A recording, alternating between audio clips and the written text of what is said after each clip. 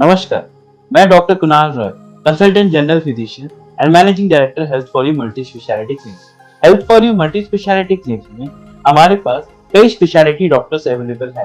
पहला, डॉक्टर नीतीश कौरा। मैं doctor Nitesh Kaura health for you clinics में कार्यरत ऑर्थोपेडिक कंसल्टेंट सर्जन हूँ। हमारे क्लिनिक पे हर प्रकार की ऑर्थोपेडिक समस्याओं का इलाज होता है। कंसल्टेंट डर्मेटोलॉजिस्ट डॉक्टर प्रिया दर्शनी। I'm Dr. Priyadarshini, Chief Dermatologist. Here we have treatments available for all kinds of your skin, hair and nail disorders, including your acne problems and cosmetological problems. Doctor Nilesh Patil जो कि general laparoscopic surgeon. मैं doctor Nilesh Patil general laparoscopic surgeon and for you में कार्यरत हूँ। हमारे यहाँ पर surgery related सारी बीमारियों का इलाज होता है। लेबोरेटरी फैसिलिटीज जो कि हमारे लैब हेड डॉक्टर आनंद जायसवाल एक केयर करते हैं। मैं डॉक्टर आनंद हूँ, मैं कंसल्टेंट पैथोलॉजिस्ट हूँ, रिटायर्ड नेवी ऑफिसर हूँ। और यहाँ पे आप देख सकते हैं कि हमारे पास जो मशीनें रखी हैं वो स्टेट ऑफ द आर्ट है। ये आप देख सकते हैं कि हमारी जो सीवीसी की मशीन है वो जापानीज मशीन है। फिर ये हमारे हार्मोन एनालाइजर हैं। हमारे यहाँ पे लेजर फिजियोथेरेपी की फैसिलिटीज भी अवेलेबल हैं। अल्ट्रासाउंड की भी फैसिलिटीज अवेलेबल हैं। हम यहाँ पे ईसीजी और इकोकार्डियोग्राफी की फैसिलिटीज भी रखते हैं और बोन मिनरल डेंसिटोमीटर जो कि डेक्सा स्कैन की फैसिलिटीज भी अवेलेबल है। Health for you multi specialty clinic में ये सारी सुविधाएं अवेलेबल है। Health for you is a complete solution to your health.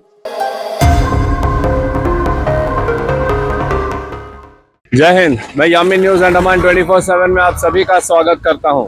इस वक्त हम जो है हमारे श्री विजयपुरम शहर के भातू बस्ती क्षेत्र में खड़े हैं। भातू बस्ती जहां कार्गो पार्किंग जिसे कहा जाता है। जब आप डोलीगंज से भातू बस्ती की तरफ जाते हो तो भातू बस्ती मेन मार्केट से पहले बाएं साइड में जो कार्गो पार्किंग, जीप पार्किंग वगैरह रहती है, ठीक उसी के सामने फोर्ड फिगो एस्पायर जो गाड़ी है जिसका रजिस्ट्रेशन नंबर L सीरियल में 5038 है, इसका एक भीषण एक्सीडेंट हुआ है यहाँ पे और कई सारे लोग यहाँ पे जमा हो गए थे। एंड हमारे पुलिसकर्मी भी तुरंत यहाँ पर पहुंचे और इस मौके वारदात पे यहाँ पे सबसे पहले तो इन्होंने भीड़ को हटाया ताकि उनकी तफ्तीश में किसी भी तरह की खलल ना पहुंचे। तो और सबसे पहले जो है ड्राइवर को बाहर निकालकर वहाँ PCR गाड़ी में लेके जाया गया है। और हमने देखा यहाँ पे और सूत्रों से भी हमें पता चला कि जो बंदा ड्राइव कर रहा था वो अपने छोटे से बच्चे के साथ था और ये एक्सीडेंट हुआ। आप इस कार को जरा क्लोजअप से देखिए कि कार की क्या हालत हुई है। कार जो है बीच में जो डिवाइडर है उसमें जाके ठोकर मारी है और देखें तो ऐसा लगेगा मानो टायर बर्स्ट हुआ है। कार का जो टायर है वो बर्स्ट हुआ है बहुत बुरी तरीके से। टायर का कुछ हिस्सा है वो भी टूटकर गिर पड़ा है वहां पर। यहाँ जो पुलिसकर्मी आए हैं उनसे हमने जानकारी लेने का कोशिश किया कि कौन व्यक्ति है, कहाँ का व्यक्ति है, किस पर्पज से कहाँ जा रहा था।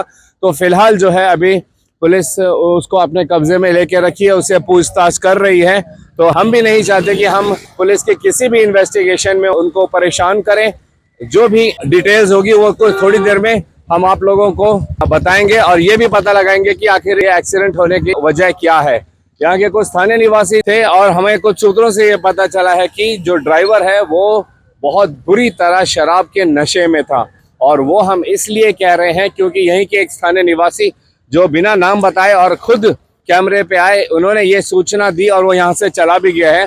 उसके अनुसार बंदा एक्सीडेंट करने के बाद उसका सर जो है स्टीयरिंग पर ही था, नीचे ही झुका हुआ था, वो अपने सर को भी नहीं उठा पा रहा था।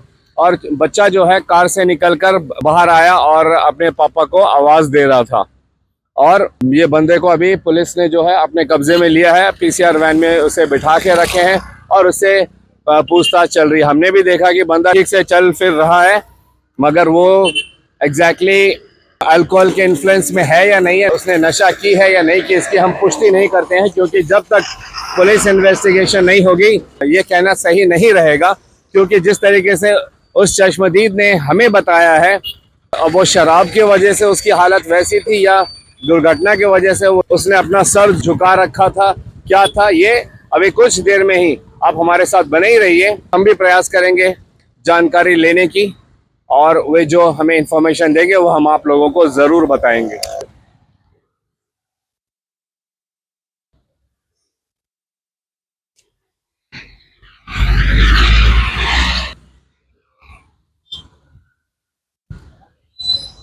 हमने प्रयास किया कि यहाँ पर जो इस वक्त जो ड्यूटी में पुलिसकर्मी आए उनसे जाने कि क्या ये जो बंदा है जिसका एक्सीडेंट हुआ है इसने किसी किस्म का नशा कर रखा था या क्या क्या वजह थी इस एक्सीडेंट होने की। तो उन्होंने फिलहाल अभी कुछ भी कहने से मना कर दिया है, जिसका हम सम्मान करते हैं। हमारे पुलिसकर्मियों का कहना है कि इसको मेडिकल के लिए ले जाया जाएगा और वहां से एग्जैक्ट रिपोर्ट पता चलेगा कि शराब के नशे में था या नहीं था या क्या वजह थी। वे जो है यहाँ पे मौके वारदात पे जो भी घटना हुआ है इसको यहाँ पे काबू करने आए हैं, किसी भी तरह का कानून व्यवस्था ना बिगड़े, ट्रैफिक जाम ना हो उसको देख रहे हैं। और यहाँ से गाड़ी को फटाफट जो है दो व्हीकल बुलाकर सबसे पहले गाड़ी को यहाँ से हटाएंगे ताकि ट्रैफिक में किसी तरह की खलल ना पहुंचे और फिर इसकी रिपोर्ट जो है पीएस पहाड़गांव से पता चलेगा। हम प्रयास करेंगे कि आप लोगों तक इसकी पूरी रिपोर्ट बताएं कि एग्जैक्टली ये जो एक्सीडेंट हुआ था भातू बस्ती में इसकी वजह क्या थी। चिंता करने वाली सबसे बड़ी वजह यह है कि इसमें एक छोटा नन्हा बच्चा है जो अपने पिताजी के साथ गाड़ी पर सवार था। अगर यह बात साबित होती है कि जो ड्राइवर है इस गाड़ी का वो नशे की हालत में था तो फिर आप अनुमान लगा सकते हो कि ये कितनी बड़ी गैर जिम्मेदाराना हरकत हमारे सामने आई है, कितनी बड़ी लापरवाही आई है कि एक व्यक्ति जो अपने छोटे से बच्चे को लेकर गाड़ी चला रहा था वो नशे की हालत में था या उसका टायर बर्स्ट होने की वजह से ये एक्सीडेंट हुआ है। वैसे किसी ने एग्जैक्टली देखा नहीं। अगर यहाँ पे आसपास कहीं पर भी सीसीटीवी फुटेज होगा तो डेफिनेटली एक्सीडेंट की असली वजह भी पता चल जाएगी कि पहले टायर बर्स्ट हुआ, बाद में गाड़ी इस तरह टर्न कर गया या नशे की हालत में वो गाड़ी संभाल नहीं पाया और उसने ड्राइवर ने जो है डिवाइडर को इस तरीके से एक्सीडेंट किया। इन सब बातों का खुलासा जरूर होगा। लेकिन जिस तरीके से चश्मदीद कह रहा था मगर वो सामने आकर ना हमें बोलने को तैयार था, जैसे ही पुलिस का नाम लिया तो वो वहां से चला भी गया। उसके अनुसार जो है ड्राइवर नशे की हालत में था।